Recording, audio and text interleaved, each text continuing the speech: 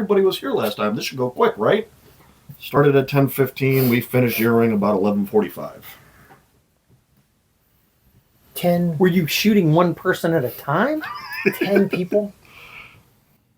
Let's kick this anthill and engage in some goddamn frivolity. Alrighty then. Hey, welcome to Whiskey, Lead, and Steel. Feelings hurt while you wait. The official podcast of... Aggressive Defensive Solutions. There you go. Wow, sounds You got just all like of- ChatGPT.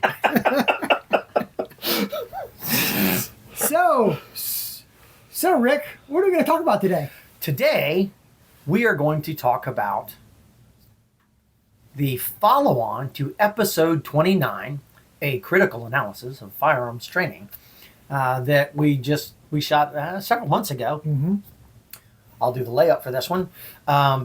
Jeremy got the opportunity to go train with another company, and he went out and trained, and he came back and he told us all about the training environment and the fun that he had on the range.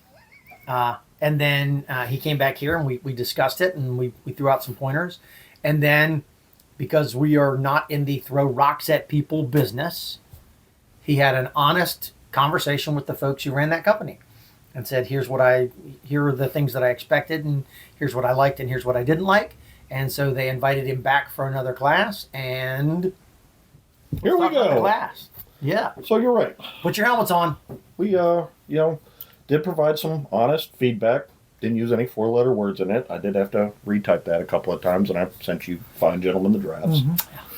But, in the end, short is sweet is better, so I sent that, and they're like, hey, you're right, absolutely. We would like to invite you back for the same class again so you can see how we've improved. Outstanding. Okay. Okay, Awesome. hey, same, like you said, we're not here to throw rocks. I would rather see people get better. I mean, I'd like to make some money doing it, but, at the end of the day, we're not here to make money, as we've always talked about. Well, we want to make money. We're just not trying to buy my box. Yeah. Right. So I got to ask. So the class you took last time was called what?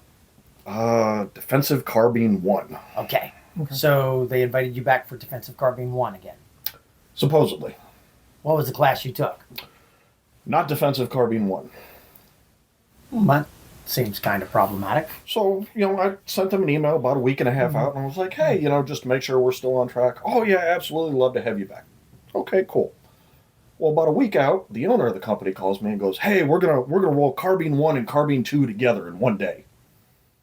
Which we've talked about, how much fun can you possibly have in one day and how much knowledge can you possibly transfer in one day.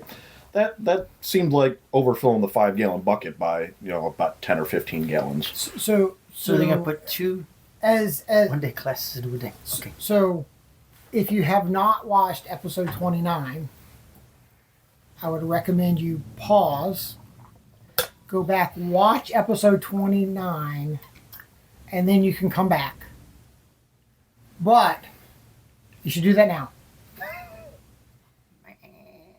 All right. Now, for those of you that didn't, let me say. So the one thing that you did relay based on the previous class was the fact that it was chock full of stuff, and you guys didn't get through zeroing for Half the day. considerably long amount of time, right? So the thought of then going, let's do all of that an and then introduction. more. Yeah, let's take a level 1 class where people need to zero their weapons and then double it up with actually somewhat more advanced. Oh, and that was the other part that was relayed in the phone call was, hey, we've got a former special operator who's going to teach you how to do small team movements together.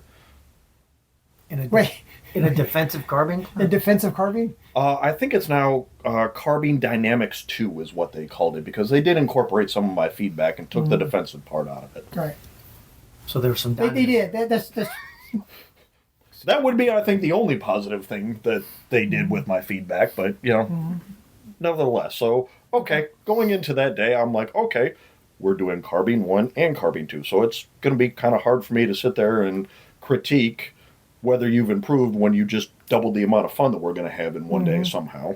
But, Okay. okay. All right. So you mentioned, all right, we're doing small team movements with guys that I've never worked with. Right. Well, not okay. So as a student, I'm going into the day of what do I need to bring? Mm-hmm. And there was an email sent out saying, hey, bring at least 500 rifle rounds, carbine rounds, and 200 pistol, plus tactical gear. Tactical gear. Well, all I could think about was, okay, if we're doing small team movements, okay, 16-inch carbine, probably for the average student, going to be about what you're going to run. Cool. And, it did mention, hey, we're going to shoot out to unknown distances again. And remembering the fun that we had at Carbine 1 where they wanted to shoot out to 800, but then miraculously lightning came in and, I didn't get to prove how effective those carbines were. Well, I got to back up because you mentioned that. So, and that was the class where you went from 3 yards to 5 yards to 7 yards directly to 75 yards. To 75, yep. And then from 75 you were going to go out to 800. Yes. Okay, I want to make sure. I think 300 out to 800. Yeah. I mean to be fair. Okay, but 75, yeah. So it went from 5 to 75 But 300. But keep those leaps in mind because they're going to come back. Oh, okay. Oh, nice. So, okay, I'm sitting there, again, trying to figure out what I'm going to bring to this class. All right, 500, 5.56, 200 9mm. Okay, what am I going to bring for guns? All right, brought a 16-inch barrel carbine with a 1 to 6 power variable optic. Okay. Using it in 3-gun. I can use it as a red dot up close. I can dial it up to 6, and I've got my holdovers in that reticle that I know where it does out to 500 yards. Nice. Cool. Absolutely. It ended up giving me a problem, but neither here nor there. But because I'm paranoid, I brought another carbine and another carbine. So I brought 3 carbines. But then You have carbines like you have Jeeps. Because you should always be prepared. And I then mean- prepared some more. but Primary, secondary, tertiary plan. That's right. But I also, was kind of thinking of it through the instructor mind of, okay, I need one for me. I have a backup. And then what if a student needs one? Okay, so I brought Right. 3 carbines. I did only bring 1 pistol, and it wasn't the custom camouflage one. What? I know. See, all I in am trouble. disappointed in you. I am very disappointed in him for that. So, okay, bring that. Well, we're talking small team movements with people I've never worked with before, and I don't know about you guys, I don't like getting shot.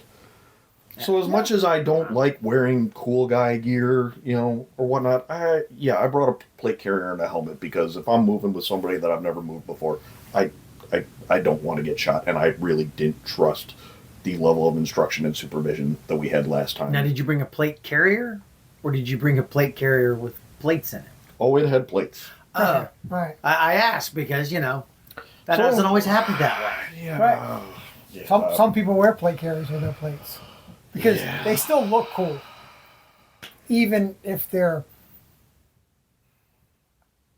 just nylon. A plate carrier without plates is a good place to store Snickers bars. I heard. You know, Anyway, sorry. I keep it. My bad. Go ahead. You're digressing. Years ago, I ran a boarding evolution where we had those nice thick plate carriers with a neutrally buoyant plates that Oh, were yeah, like those 2 were inches great. thick. Yeah. Well, on the ships back then, there was this neat treat on the mess decks that fit really well on those plate carriers, and it was a sheet Rice Krispie treat. And we did a training evolution one time boarding a USNS friggin' oiler. And at one point, one of my guys was, sitting there, overseeing a group of detainees, role players, and he reaches into his plate carrier and pulls out a hunk of Rice Krispie treats.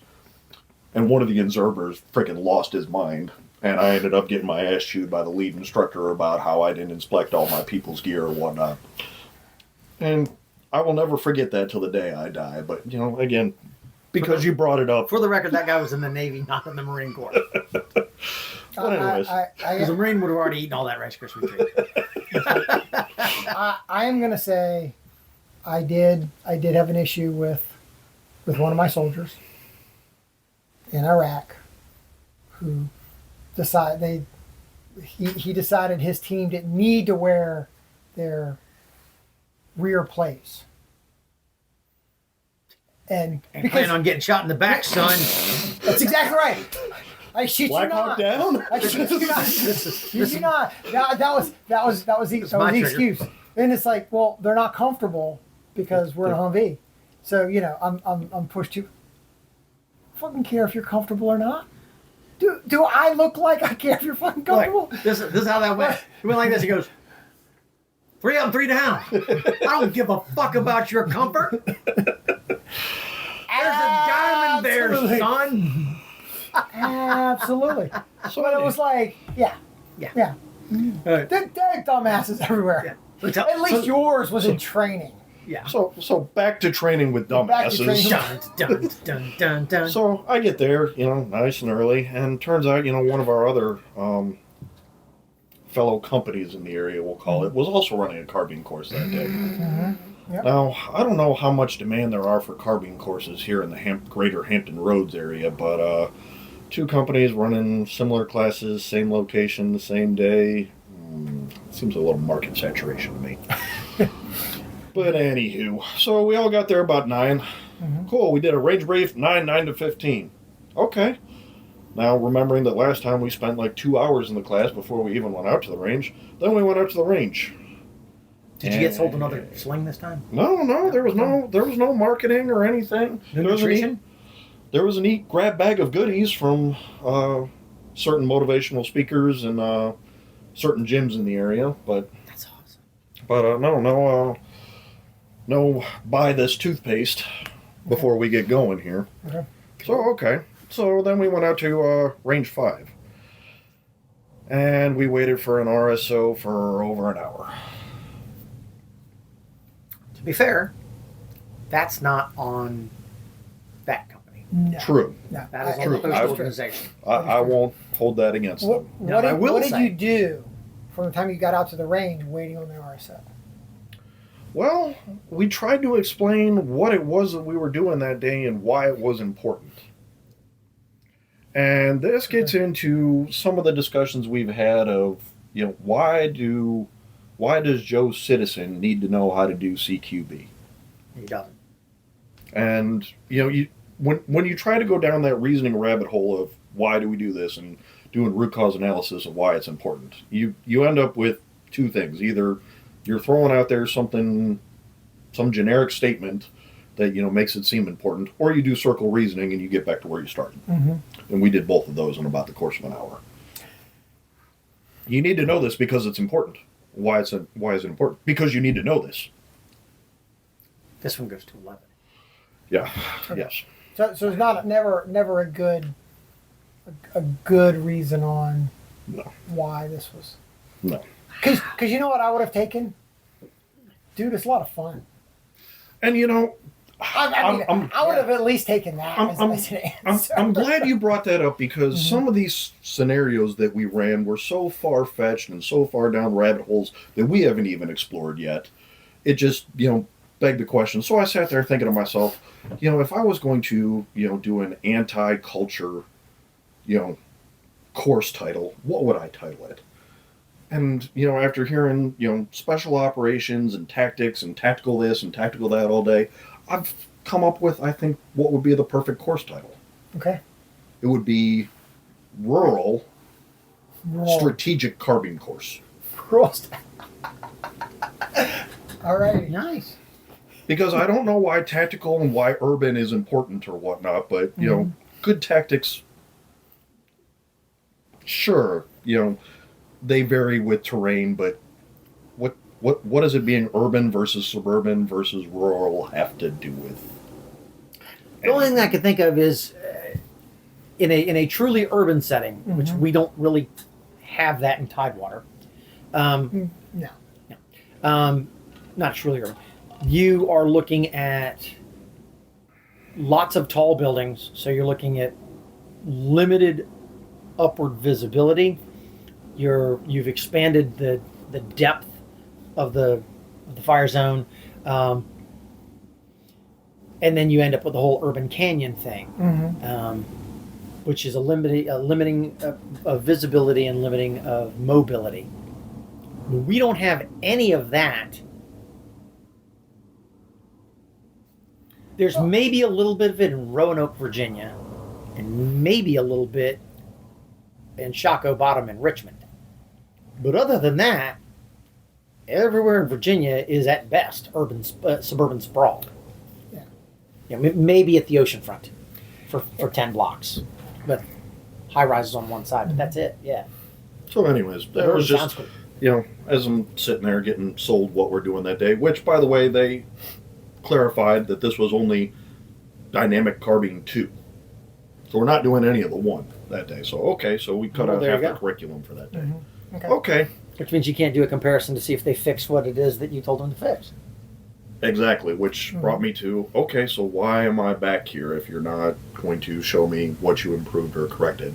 And the only logical explanation I could come up with was they're just trying to fucking baffle me with bullshit and try to impress me, which you're not going to do. Did that happen? No.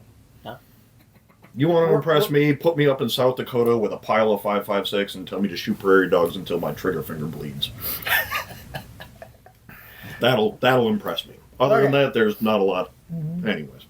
So it's defensive carbine 2 or dynamic carbine 2, whatever the fuck you want to call it. There's 10-ish students. And I say ish because there were some people wearing instructor hats who were taking the course. And then there were other people wearing instructor hats that weren't doing instructing. So I would say 10-ish students. Okay.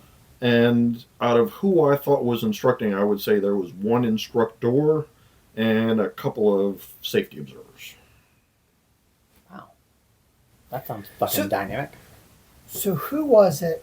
You sent out a link to a piece from a podcast. And person said, talking about a lot of it was talking about this type of training and stuff, but said if you don't demonstrate the shots, you're not an instructor. Oh fuck! Who was that? I apologize for not knowing this, but as soon as you said it, maybe it'll end up here somewhere. Maybe it'll end up here somewhere. But it's I'll have to go back and look I through do it. remember that, but you sending that, yeah. But essentially, it's the if you can't do it and if you're not going to demo Clark, it, maybe Al maybe Clark, Chris Epperson, because that sounds like some shit that Al Clark, Chris Epperson it was would say. but it was from a podcast from not too long ago. You posted it sometime last month. You sent out in our group chat, but I'll try to go back and. Yeah. Between all the bullshittery that gets in there, I'll see if I can find this. Yeah, you can ask the fucking IA or AI. Or fucking Skynet. Our robot overlords. Yeah. Hey Google. That's why I always say please, because they're going to kill me last. Siri, who the fuck were we talking about? You were talking about this jackwagon. All right, so go ahead. So it's mostly students who were there for Carbine 1 4 months ago, which begs the question of they haven't run another Carbine 1 course since then, and almost everybody came back for Carbine 2. Okay, interesting. So we started zeroing at 50 yards. Okay, well, everybody was here last time. This should go quick, right? Presumably. Yeah, so started at 10:15. We finished zeroing about 11:45. 10. Were you shooting one person at a time? 10 people?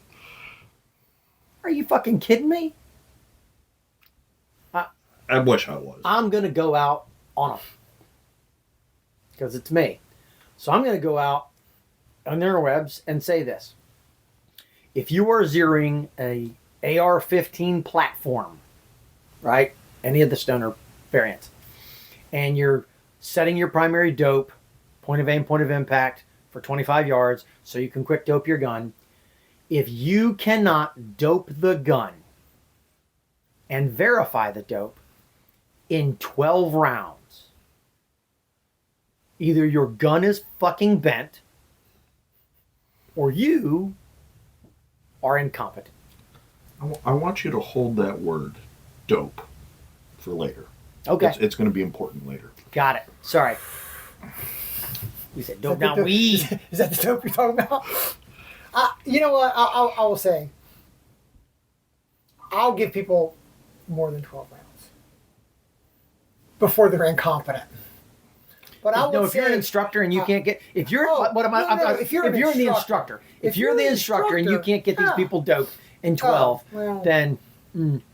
No, because you run into people that don't know how to shoot, that are coming back from this, that have a group that's this big at 25 yards, right? This big at 25 yards, as opposed to covered by a dime at 25 yards.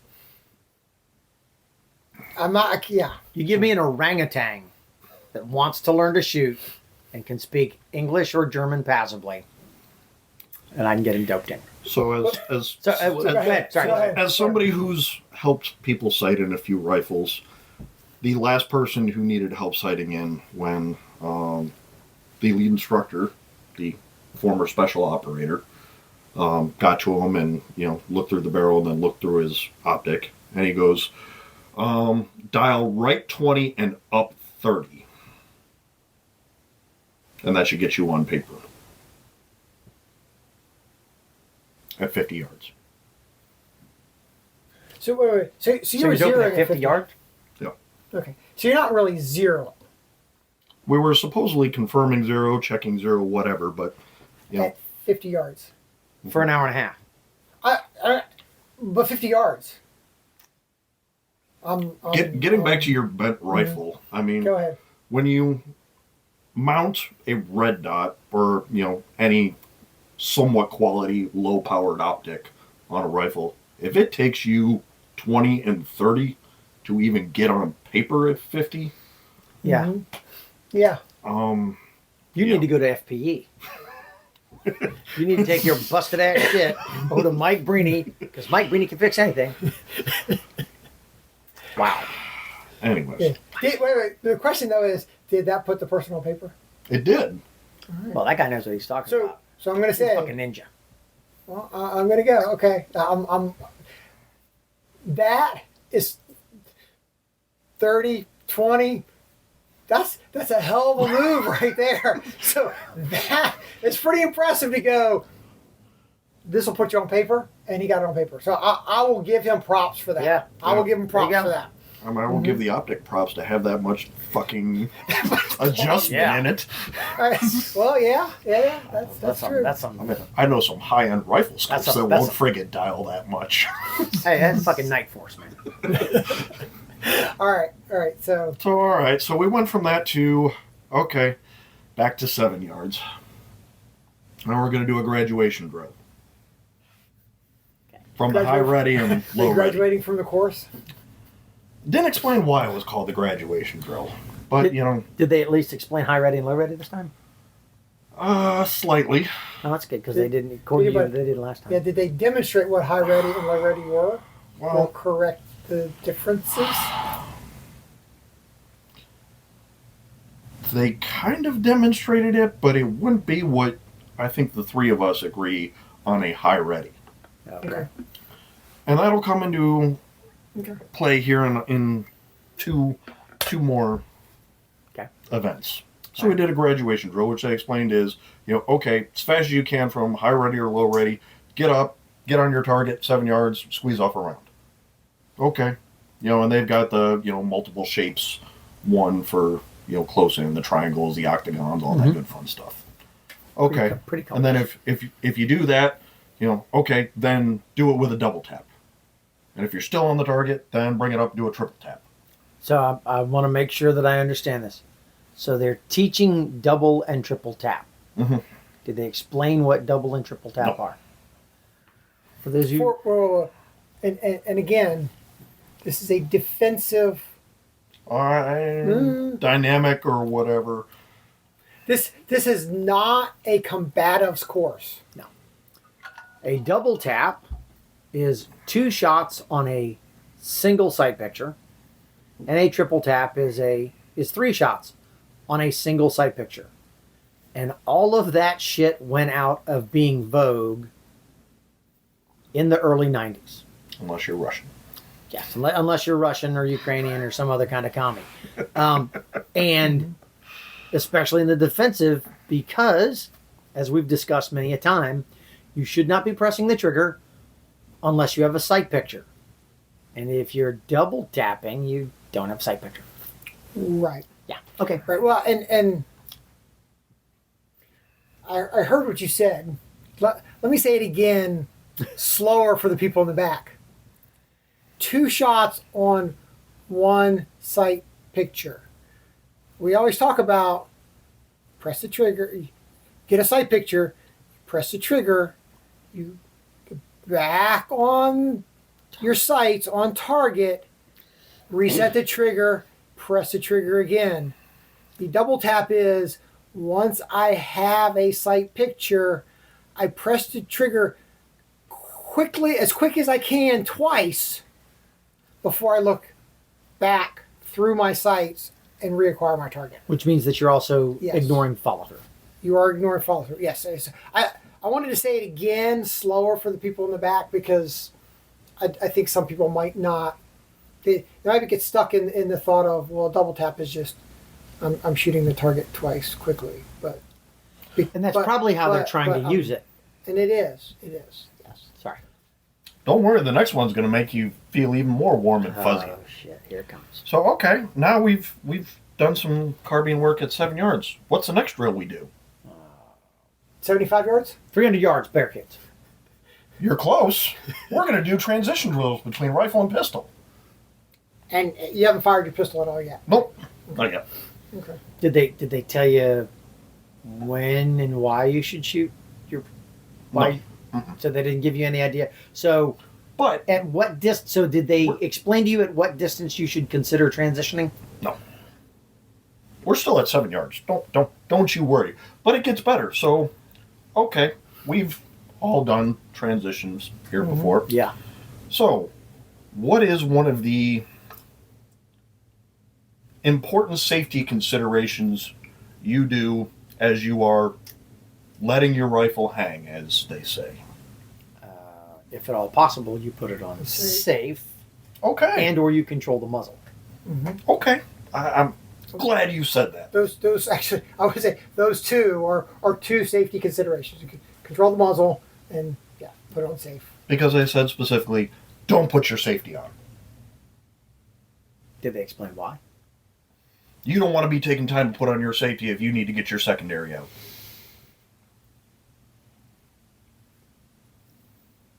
So I will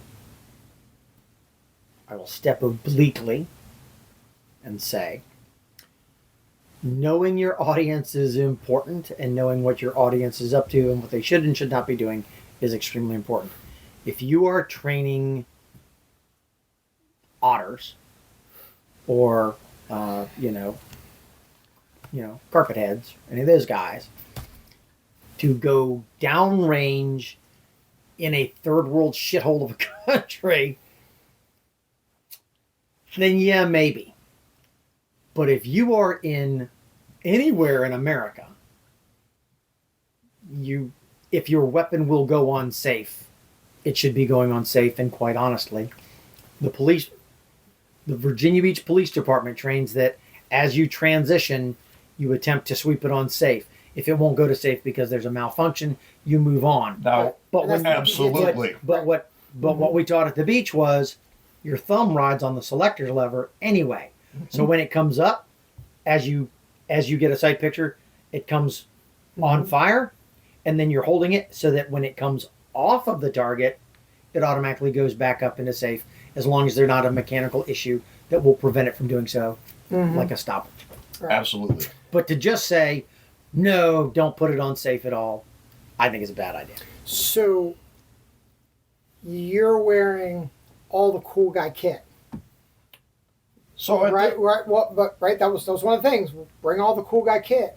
So there's a lot of extra accoutrements, Shit to hang up on. gloves, all kinds of bullshittery hanging off of your gear that can catch a trigger, and you're talking about a trigger with on the high end, 7 2 to pounds. 5, 7 pounds. Yeah, On the high end. High end.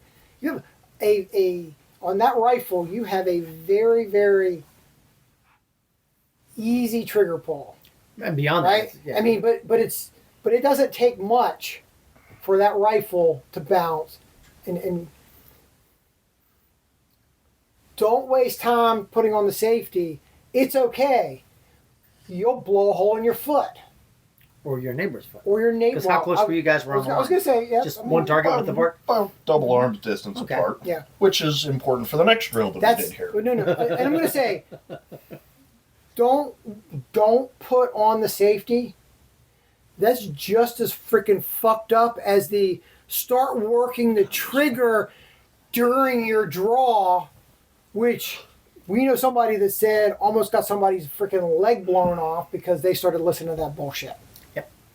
Right? They had a negligent discharge clearing a holster. Yep. Right? Guy's wife almost shot herself in the leg because of that bullshit. Yep. So, yeah, go ahead. So this next one, so we did that for, about a mag of rifle and, 2 mags of pistol. So, okay. We're now up to about the 100 round mark for the day. All right, so the next drill we're going to do facing movements. Which gets back to high ready and low ready.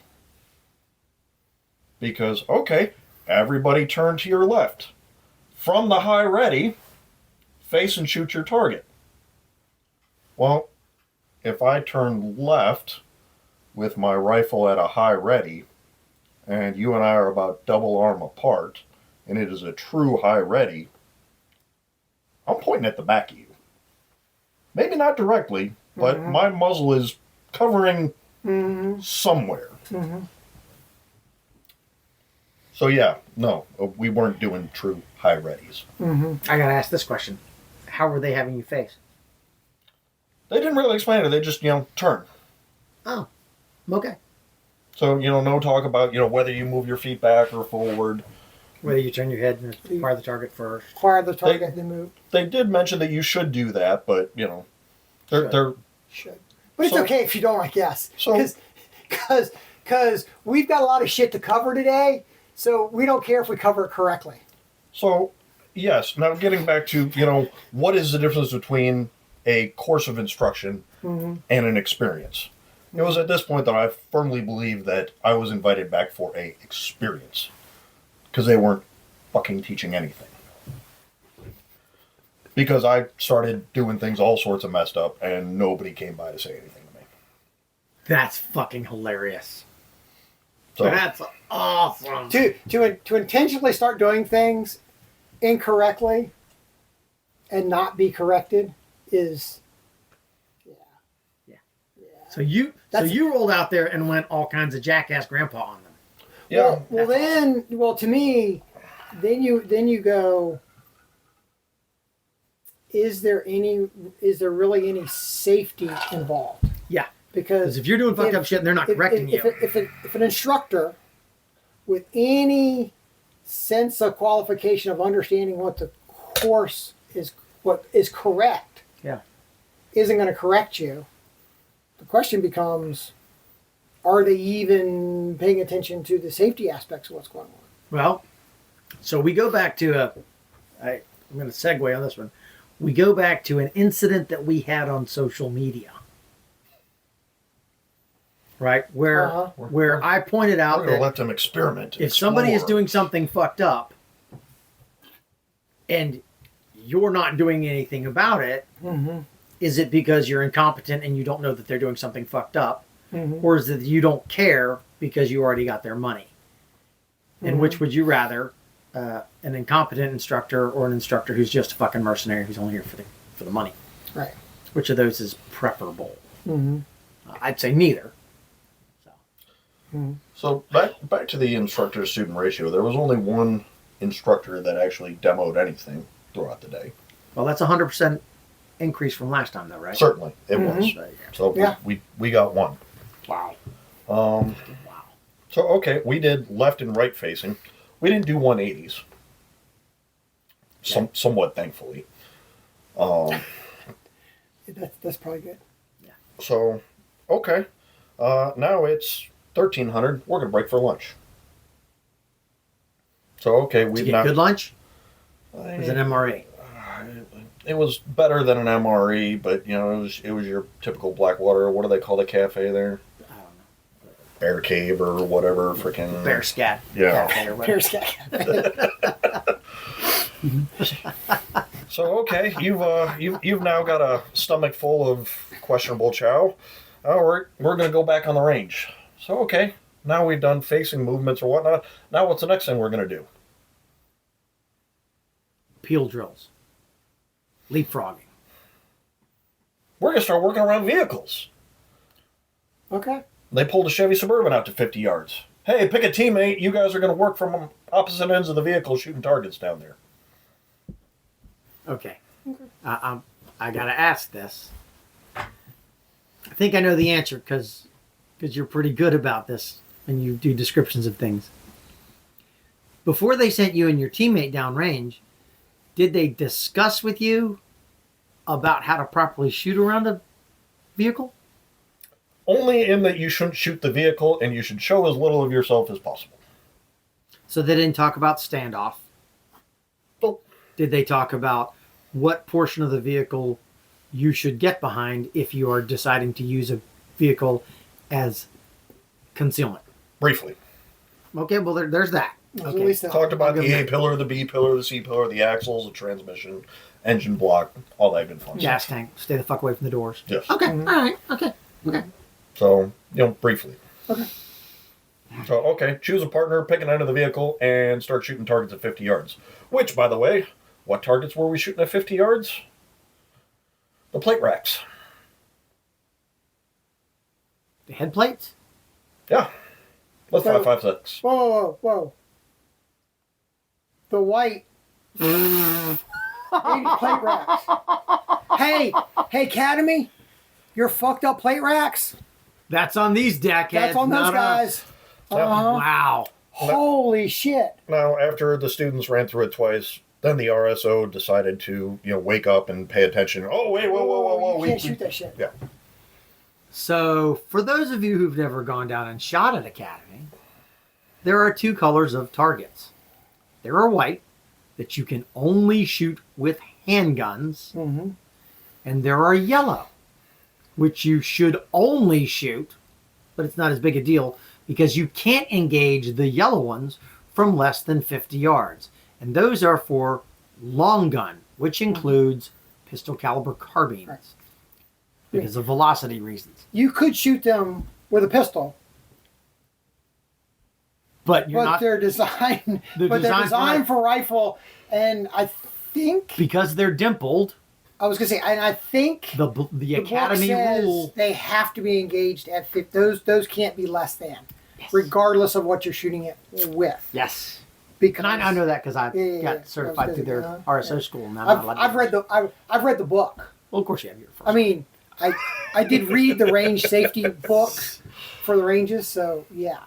And it was funny. Apparently, The RSO was one that we had worked with before, so I, kind of walked up to him at one point, and I was like, I thought it was funny that we were shooting those white ones with rifle. I was like, because, it's been a while since, I've done some RSOing down here, but I thought white was for, I thought white was for pistol and yellow was for rifle. And he's like, yeah, you're right.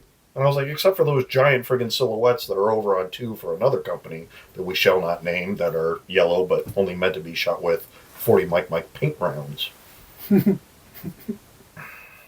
yeah. Okay. So, okay. So you get 2 opportunities to work from, either end of the vehicle there, using a mag or 2. Okay. At this point, one of the instructors in training, So somebody in an instructor hat. somebody in an instructor hat, Mhm. working from the back end of the vehicle. So standing upright and trying to lean out around the back edge. So the sight's cleared and the muzzle didn't. Yep. BSR is a hell of a thing. Or barrel, that's right. If you don't discuss barrel Barrel sight, sight relationship You know- around barricades there every is fucking time. there is that great video. And they did discuss it because they pointed to the hood of that Suburban, which had a couple of nice, freaking Creases. lines and holes through, the raised portion of the hood. And, they mentioned it. Mhm. And there was a safety observer within arm's range of said person. Mhm. But still, okay, when you're doing this, As an instructor, it's hard to it is kind of hard to tell if you're. Well, and it's also kind of Not hard to stop behind somebody when you're only moving a couple inches at a time. Yeah. Around. But caught the back 2 inches of that plastic in the corner of the Chevy Suburbans and Blew the rear windshield out. blew the rear window out. No, the window or the windshield? The one on the tailgate or the one on the side? The one on the tailgate. Yeah. So All right. at this point, I will have a personal admission that I had a rifle go down. Okay. So the rifle that I took for the last one, it started acting sluggish, and then it just turned into a bolt gun altogether. Okay. Carry key problem. During lunch, I took the carrier out, looked at the gas tube, all that. At first I thought maybe my gas block shifted, but no, that sucker didn't move. Gas tube still intact. Looked over the bolt carrier. All right, gave it a quick freaking wipe and lube and tried to get it back going. No, I brought it back for a drill, turned into a bolt gun. I switched to a backup carbine. Which brings me to, hey, Mike Breeny and all those good fun things that, he checks over when, you bring your crap to him. And that, all right, so I got home later that night and checked it and found out, like you said, yeah, my gas key worked loose. Mm-hmm. And despite it looking like it was staked and holding those screws in, it was not. Yeah. In which case, the next day I checked 6 other carbines that happened to be on my property and found 1 other with problems. So, things that we thought were dealt with 20 years ago when companies are supposedly building guns to mil spec. Mil spec means low bidder. It does mean low So bidder, there's that. but there are standards There's and standards. requirements. There are There are standards. minimum standards. And I'm going to be a jackass about this and go, were any of those guns that you're talking about that were problematic, were they Armalite's or Colts? No, Oh, there you go. There you go. no. There was There's a computer phrase I heard one time called Gigo. there was one carbine that did have a laser logo of a company offering their own line of rifles here in the Tidewater area. Was that one fucked up? Yeah. Oh, that's no bueno. That was not the one I was running that day, but it was the other one that I checked that failed the test That's no good. the next day. Which I'm pretty sure sources their parts from Palmetto State and gets them to laser engrave their own name on it. Well, there's your issue right there. But anyways, PSA, POS, whatever it is. yeah. Sorry. So I switched to a backup carbine. Pretty shitty accessories. That's it. So know what PSA stands for? Oh no. Oh, I'm sorry. Yeah. Go ahead. So I switched to another red dot with a Knight's Armament rail on it. Mm-hmm. Definitely not free floated. Definitely shouldn't have been able to hit anything beyond 25 yards. Yeah, because if it's not free floating, you can't hit anything. Which, by the way, nobody said anything about the fact that I ran all aluminum GI mags with 100-mile-an-hour tape around the base. I am so surprised. Yeah. I am surprised you sent that going. Is anybody going to say anything? I'm like, No. And some of those mags that I used, I was cycling out old ammunition, so some of those mags were loaded for 10 years when I pulled them out of a plate carrier. oh, I'm Oh, yeah. Weird enough, I the mags didn't have problems. I got some old steel GI mags that have been. I don't know. They probably had ammo in them for 15 years. Yeah. So, but anyways, so all right, we're done. We're done at the 50-yard line, and now I was Did you keep shooting after they shot the truck? yeah. Well, good for them then. That's good. There you go. As long as somebody freaked out over oh my god, the truck shot Again. again. I mean, it's not like the first time that truck was shot. Yeah, it did have a few holes in it, including one in the dash in front of the driver because I ended up sitting in the driver's seat at the next. You know what? That doesn't necessarily surprise me either. The way that those Things are going. Yeah. well, yeah. I mean, those trucks have been there for a while and they've had a lot of rounds. Yeah. So okay, now we switch ranges Okay. over to 8 Alpha. That's expensive. 2 ranges in a day. And that was why I kind of brought up of, hey, when we're down there, are we beholden to the range we start on, or if we use another one, do we pay one flat fee, or what? Because again, 10 students, one instructor, of which probably none of that math works. Yeah, 6 of the students are paying because full admission. I didn't pay because I thought I was coming back to see improvement. Yeah. Mm-hmm. Well, they invited you and they did not ask for money. Yes. Right? They didn't ask for money. They did not ask for money. Okay. All right. So you didn't have to do a hand job or nothing. No, Okay, there was no favors rendered. And Quid pro quo. and they didn't say you had to give a good review on Yelp. No, absolutely That's a not. good thing. Okay. So, okay, we go down to 8 Alpha, which, again, for those out there who are not familiar with Academy, is the village, as we call it, or Are You Ready High School. So, The facade.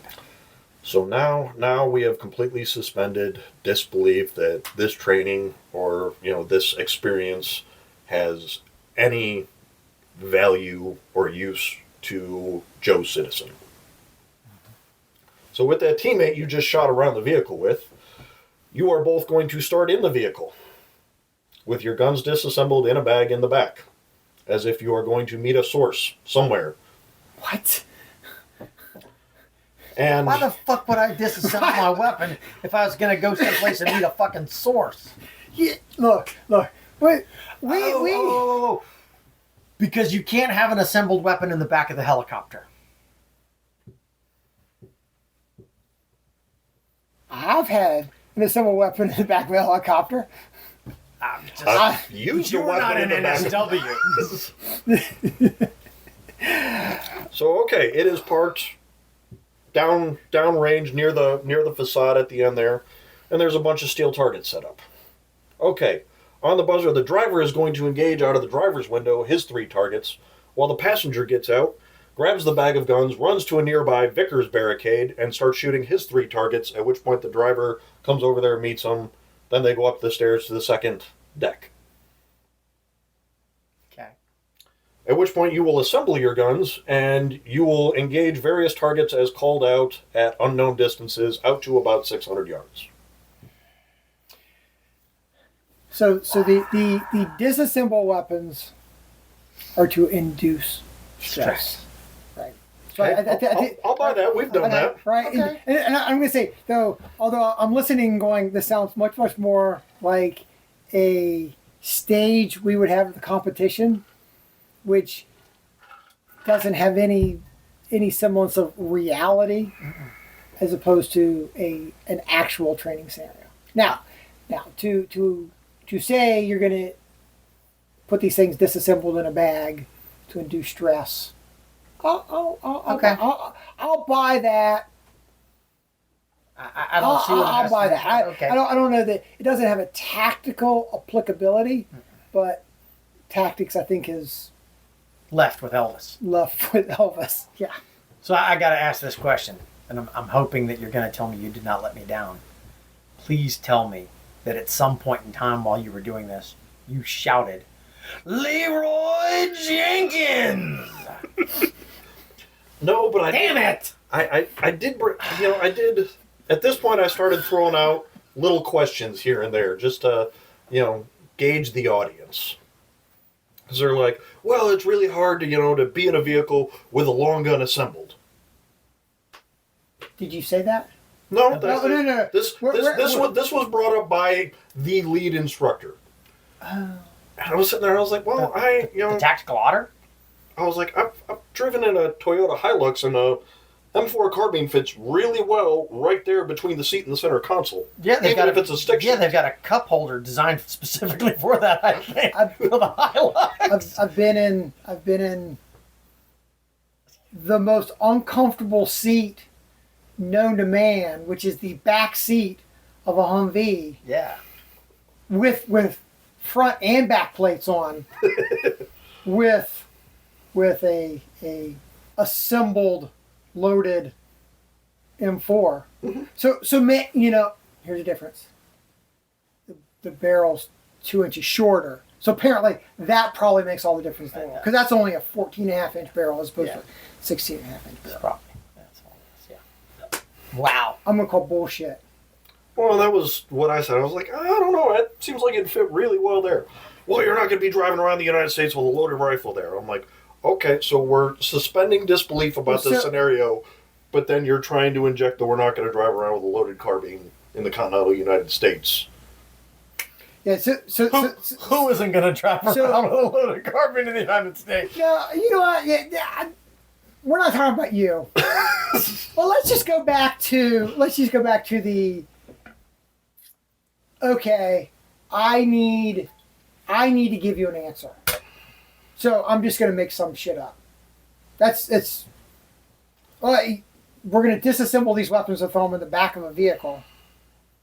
Has turned into, well, that's because a long gun's too big to fit in here. Which then morphs into, well, you're not going to carry an assembled, loaded long gun. Well, you know what? Maybe I wouldn't carry it there. But if I'm going to carry it, I'm not going to carry it disassembled, but what if it's in the back? So I'll do it. Well, how about this answer? We're doing it to help you inoculate against stress. Stress. Yes. Which is I'm inducing, probably the legitimate reason to do it. Why not just say, we're doing this to make you problem solve? And what I would say is, you and I think, both jump to the stress thought.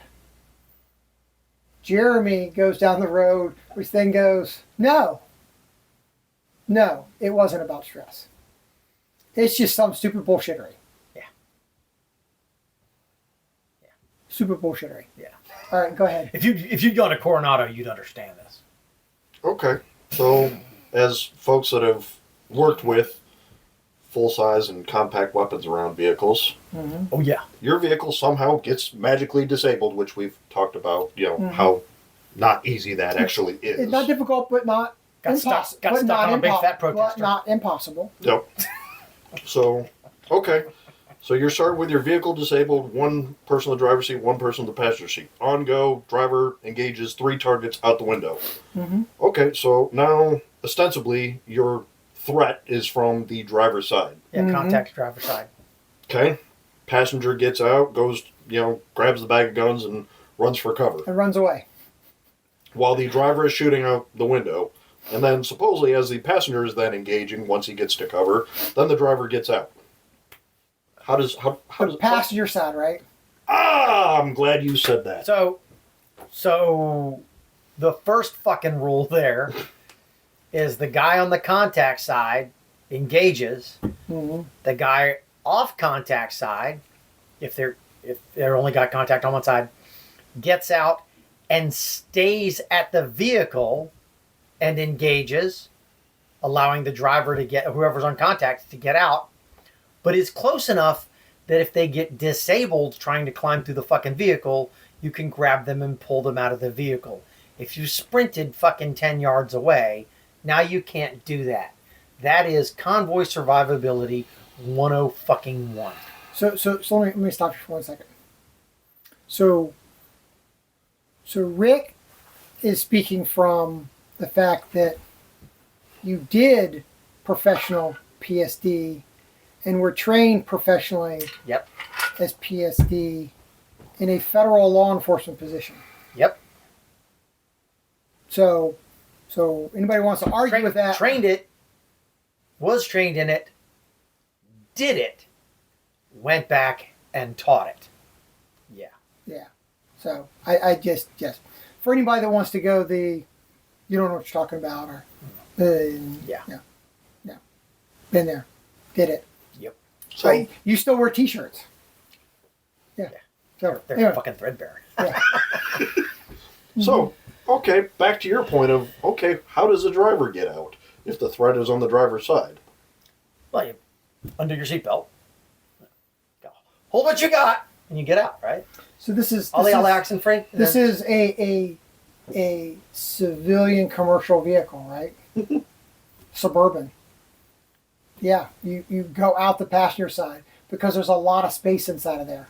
Yeah. You at least have some level of concealment while you're trying to exit the passenger side by doing that. You still have something between you and... Right. You don't open the door and go, here I am, shoot me. Unless that becomes your only possibility, and you do have your passenger able to putting down enough volume of fire in order for you to be able to Because if bad guys head down. you open the door and get out on that side and get hit, now the people to rescue you have to come around and get silhouetted against the fucking truck. Right. And again, we're talking about civilians in I know we took the word defensive out of this. Yeah. But you mentioned it in the continental United States. Yeah. Every round that goes off, every trigger press, the projectile that leaves the end of that rifle, you are accountable for. Yep. You are going to be hard pressed to talk about, I was laying down suppressive fire. Yeah. You want to go to prison? Use the word, I was laying down suppressive fire when you're interviewed. Okay, now. Because I'm not going to lie, when the scenario went off, instinct for me was to climb over and go out the passenger side. Yeah. But no. Because you've trained to do this. Because, again, anything between you and things that are trying to kill you is better than nothing. Yes. Because, whether it's up armored or not. Yeah. So I'm going to have to ask, why didn't you? So it gets into, okay, if I was the instructor, or even if I was just the safety observer trying to, observe this goat rodeo, what would I want students doing? So, okay, gets me to next safety point. So I actually... He didn't really answer the question, but go ahead. You're running for Congress. To appease the safety observers, I followed the instructions. Okay. However, upon getting out, so if it was a 3-gun course, normally what we would expect at that point is, hey, before you start moving, put your gun back in your holster. Mm-hmm. Mm-hmm. Oh no, we're running around with pistols at temple index. Fucking why? Good question. Because I've seen another company other than run around with people doing that other shit. than because there's a professional photographer there and you get the picture and the face in the shot. Mm-hmm. So now I've exited the vehicle. Here, Makes my soul itch. I've run around the back of the vehicle, again with weapons still out and up. And now run forward of the vehicle to the barricade where my teammate is at, who is shooting. And if at any point in time you fell and tripped. So, but Got let's also give the fact that there is a downrange and there is an impact area. True. Right? On the facility. Yes. And when you're running around, the gun up beside your temple, and you are not paying complete attention, and you have a negligent discharge, and then you send around up in the air and back down towards the driving course, or down by the range admin building, or down by any of the other areas that are not designed to have rounds impact. That makes for a very bad day, right? And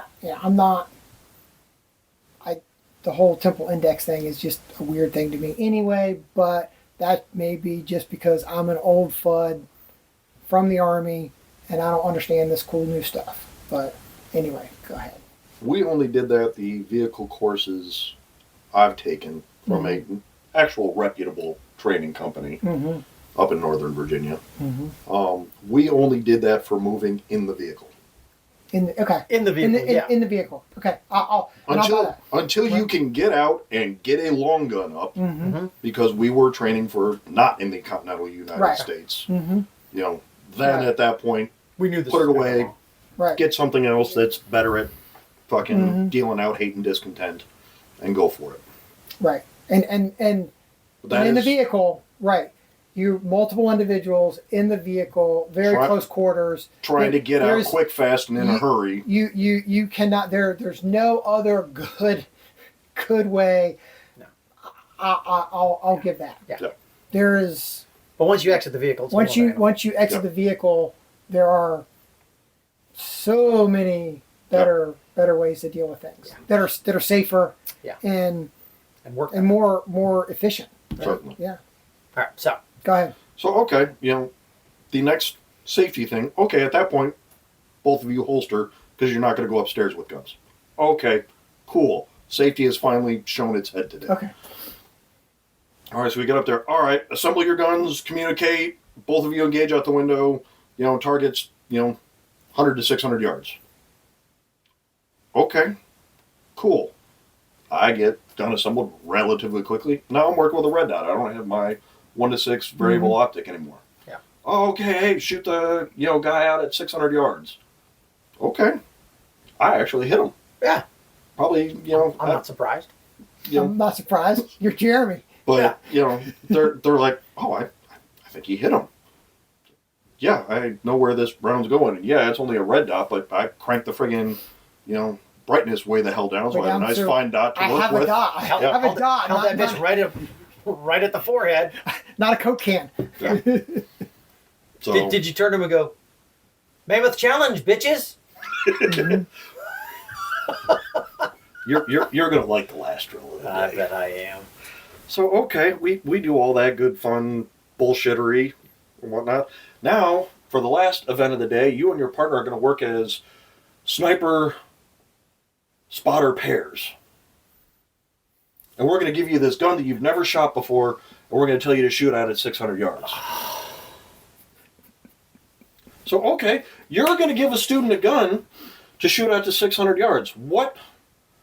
A, they've never shot before, and B, what would you give the students to shoot out to 600 yards?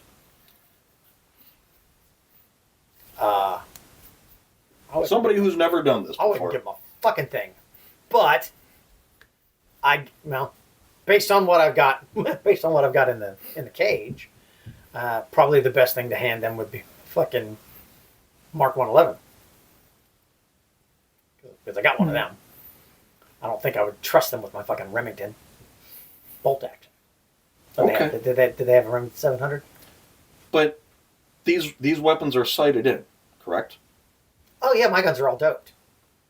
And I got the holdover. Oh, I'm glad you brought that back up. The dope, you forgot. What does dope stand for? Data on previous engagement. Ah, so you have shot that gun before, and you know what it does. Or I could go, hey Jeremy, here's my Mark 112 or my Mark 111. It's point of aim, point of impact at 600 yards. If you're using Black Hills 75. It's a little off if you're using green tip. The holdover at 800 yards is 6 inches. Hold under at 300 is about 4 inches. So you're not going to give them a 6.5 Creedmoor gas gun that's never been doped in before and say just shoot at the target at 600? No. And that's because I'm a classically trained marksman by the United States Marine Corps. And I understand how all those things work. Yeah. Handed a 6.5 gas gun, whole bunch of really fancy parts and a Night 4 scope on it, but nope, hadn't been sighted in. Nope, don't know what it does, what the muzzle velocity is, what the holdover, hold unders are, what the drop is at 600 yards, none of it. So wait a minute, Go ahead. So you went to the convention at Vegas, and they gave you a stripper. An ugly Tuesday night special one. Sure, but you're going to the champagne room with a toothless chick from West Virginia. Okay, there you go. That's just fucking ass. From a ballistics training concept, that is asinine. From a business standpoint, this is not a qualified requirement. This is fucking retarded. Because if you are in business to be in business and engage in business and make some profit, we don't try to make all the profit in the world, but we try not to go in the hole every time we teach a class. There's no fucking way you are handing out 6.8 Creedmoor rounds and making money on that. Not if you've charged, and I saw the advertisement for this course that you took, $500 for the day. There's no fucking way, dude. So they gave, each student, 5 or 6 rounds each to, shoot out there. Mm-hmm. The first student, they set the gun up on top of a, 55-gallon drum with the bipod all the way extended. So it was kind of a really weird height to be shooting from. And at which point, when my partner and I switched, I was like, "Can I move this somewhere?" "Oh yeah, whatever you want." Now was that now the one when they set it on top of the drum? Was that somebody who was that the person who shot out the window? No.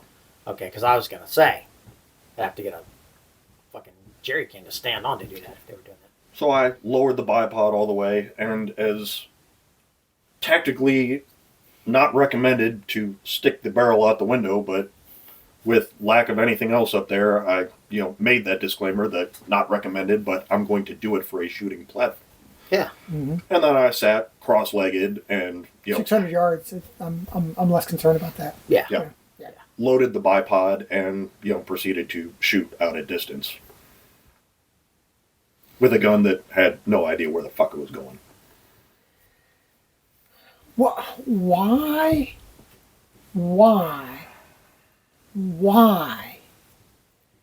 If you want to give somebody a good experience, you want a happy ending. Would you? Yeah, you want a happy ending.